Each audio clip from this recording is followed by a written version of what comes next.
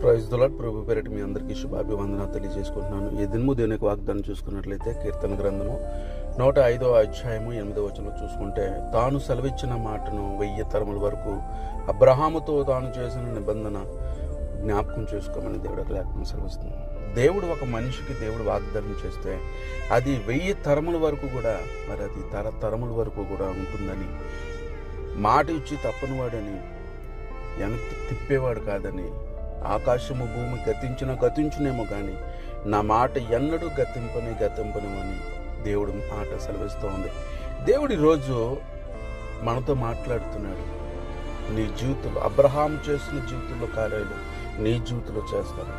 అబ్రహామును వాడుకుంటున్నట్టుగా నిన్ను వాడుకుంటానని, అబ్రహామును నిలబెట్టినట్టుగా నిన్ను నిలబెడతానని దేవుడు వాగ్దానం చేస్తున్నాడు.